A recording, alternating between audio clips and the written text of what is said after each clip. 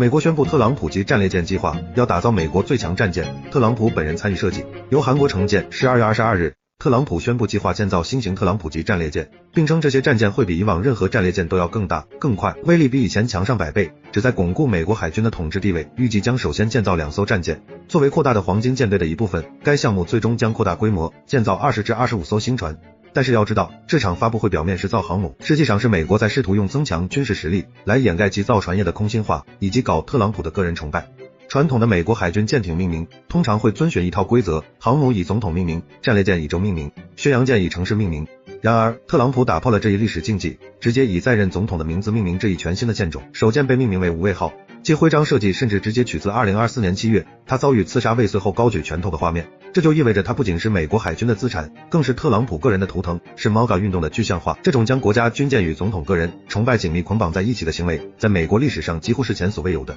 某种程度上，与其说是美国海军舰艇，不如说是特朗普的总统御林军。特朗普在发布会上更是一点都不谦虚，他声称这些战舰将比以往任何美国战列舰更大、更快，威力强上100倍，并直言不讳地表示，他将与美国海军一起设计这些船，因为他是一个非常有审美追求的人。也就是说，特朗普要的不仅仅是杀伤力，还得有视觉上的震慑感，因为这样才气派。黄金舰队这一概念的提出，是对1907年大白舰队全球巡航的模仿。当年美国总统罗斯福为了向世界宣告美国作为全球海上强权的崛起，派遣了16艘涂成白色的战列舰进行环球航行，那是一次成功的威慑行动，也是美国海军力量投射的巅峰时刻。然而，特朗普在2025年重提这一概念，其背景却截然不同。今天的美国海军正面临着2战以来最严重的造船能力危机，美国仅占全球造船市场份额的 0.13%， 而中国则占据了近 50%。在这样的工业废墟之上，高呼建造黄金舰队，与其说是实力的展示，不如说是焦虑的代偿。特朗普级战列舰的设计初衷，并非基于严谨的海战推演，而是基于一种对于大舰巨炮时代的怀旧。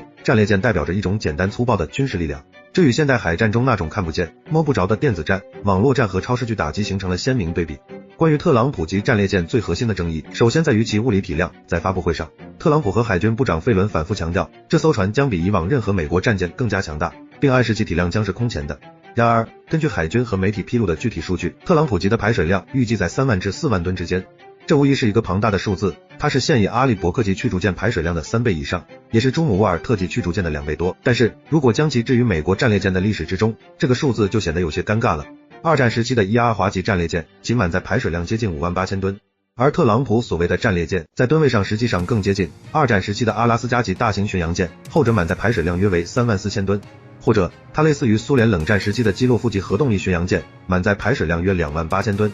特朗普级战舰在严格意义上并非传统定义的战列舰，将其命名为战列舰完全是一种宣传手段或者营销策略，这就像是将一辆 SUV 命名为坦克一样，虽然它比轿车大，但它依然不是坦克。另外，发布会明确提到该舰将装备电磁轨道炮也是颇具争议。美国海军早在2021年就正式暂停了电磁轨道炮项目，原因包括炮管磨损过快、电源体积过大以及高超音速导弹技术的成熟，使得轨道炮的性价比降低。这更加证明了特朗普重启这一项目并不是基于海军的技术评估，而是基于个人的偏好。不过，据悉这个战列舰将装备专门的大型导弹发射筒，用于发射常规快速打击高超音速导弹。最令人不安的是，该舰已确认将携带核常兼备的海基巡航导弹，这标志着美国海军自1992年老布什单方面撤出水面舰艇核武器以来，首次在水面作战舰艇上重新部署战术核武器。那么问题来了，特朗普口中的最强战舰，以及让美国造船业再次伟大，该由谁来实现？以美国的造船业根本没有独立建造这支舰队的能力。目前，中国拥有全球造船市场约 50% 的份额，韩国拥有约 29%， 而美国仅拥有可怜的 0.13%。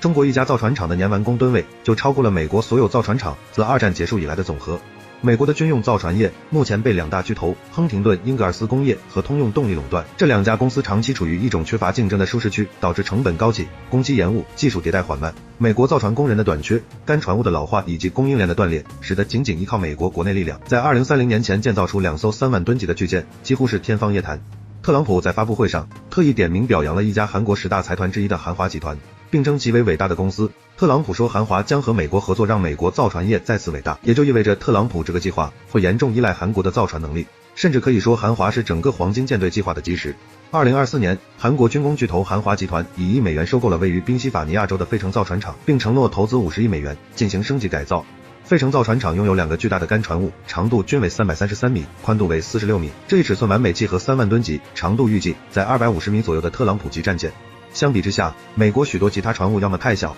要么已经被核潜艇的维护任务塞满。和韩华合作，美国还能学韩国的造船技术和管理模式，一举两得。韩国造船业以巨型总段建造法和高度自动化的智能船厂技术闻名。特朗普的计划是让韩国人将这些技术移植到费城，利用韩国的管理模式来提升美国工人的效率。但美国这就有点外强中干了，被特朗普吹上天的黄金舰队竟然不得不请求一家韩国财阀来做建造和技术指导。特朗普实际上是在承认，美国本土的军工复合体已经腐烂到无法自救的地步，他必须引入盟国企业来作为鲶鱼，搅动并重组美国的造船供应链。值得注意的是，特朗普在被问及该舰是否针对中国时说，他是针对所有人的，不仅是中国。这句话暴露出了美国仍然在想方设法维持其全球霸权的野心。还有个问题，这个特朗普级战列舰计划最后会不会成为一个烂尾项目？因为如果项目在特朗普这一届任期内仍停留在未完工阶段，而大笔经费被花在了咨询、设计和材料采购上，甚至还可能因为技术问题和成本失控，让项目变成一个巨大的财政黑洞。一旦下一届政府上台，无论是民主党还是共和党内的理性派，项目可能就会以预算超支和战略调整为由被悄悄撤下，届时什么特朗普命名，可能全都不会留下。